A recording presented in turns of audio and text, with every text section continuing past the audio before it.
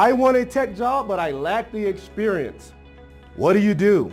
So I'm going to show you 3 ways that you can gain the experience when you're afraid and you don't have the confidence to go in and apply for a job that you feel like you don't have real world experience in.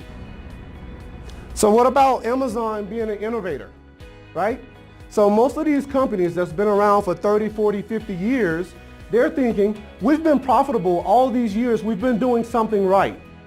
So when technology came out, when e-commerce came out, they refused to embrace the change. They refused to move with the times.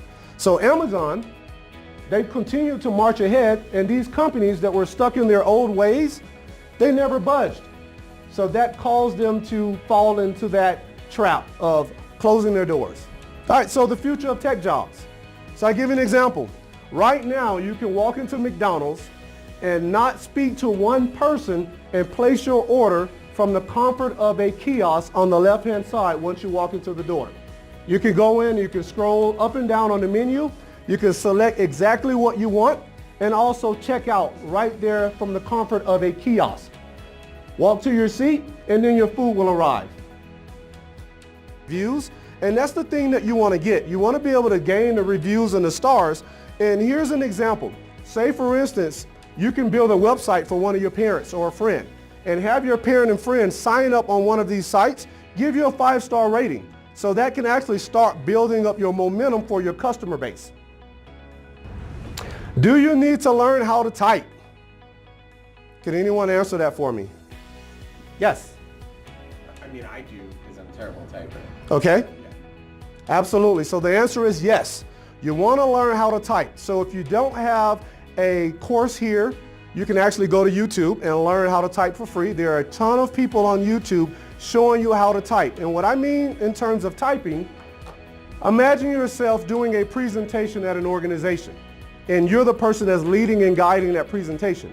If you are in front of a laptop or a computer, you want to be able to have your hands placed on the home row key or the home row keys. You want to be able to look around the room and talk to different people and answer different questions. You want to be able to multitask. And you don't want to do this. You don't want to be pecking one index finger at a time. You don't want to do that, because that's going to be embarrassing for you. And if the meeting is time boxed for 1 hour, guess what? Now the meeting is going to go to an hour and a half, possibly 2 hours. So it's going to be very painful for the audience.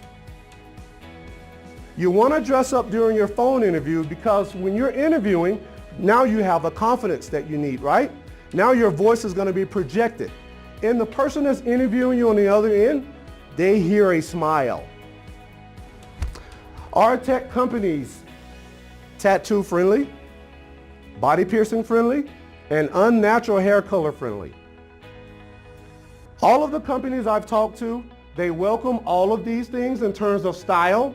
The only thing that they ask is that if you have tattoos that could possibly be offensive to someone at school, then they want to make sure, someone at school or work, they want to make sure that you are covering those up. And that's all they ask.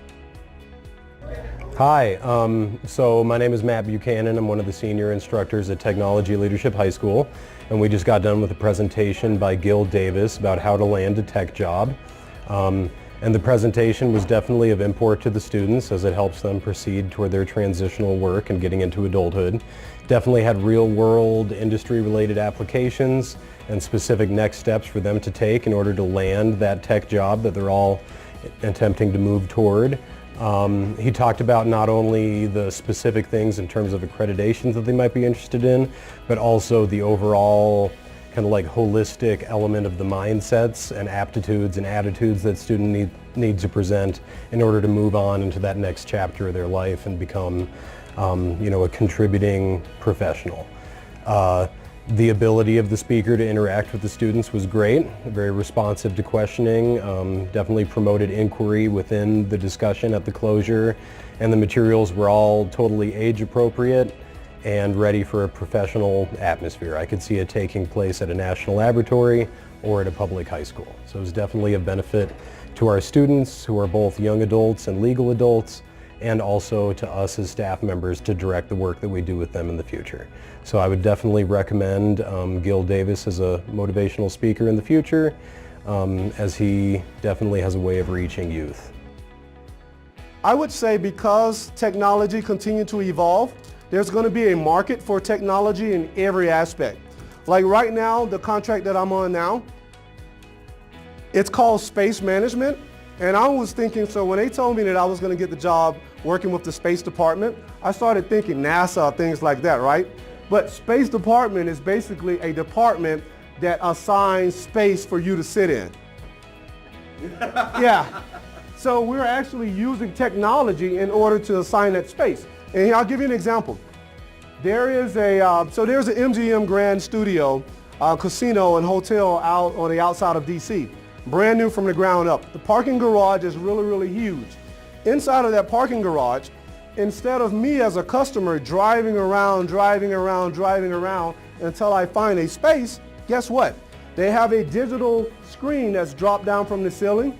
When you pull up to the screen, it will tell you to the right on this row, there are 11 parking spaces available. On the left-hand side, there are 5 parking spaces available. So that's one way that technology has been incorporated to assign the space for parking garage. So when I talked about the 3 scenarios or options that you can take where you can actually be a freelancer, you can create your own tech startup or your own app, and then the other one is to join a boot camp. There are a lot of people that are joining boot camps and getting jobs like that because of the real world experience that you gain from a boot camp. So that was one of the main reasons that I came up with this idea to do this book and also to create the content for this, because I've been in so many situations, even for myself when I first started out. When I go and interview, I would never hear anything back, and I always wanted to know what happened. And so when I had an opportunity to reach out to a recruiter or the hiring manager, their feedback was to me was that, guess what? You didn't have enough experience. We went with someone that had more experience. So the 3 options that I gave you, now you're able to create those opportunities for yourself. And yes, they will accept you if you can showcase the real working work that you did. So like if you're a web developer and you created it for your own company, you can showcase that to the customer. You can showcase that to a recruiter or a hiring manager, and they will love it. They will wow it. Absolutely.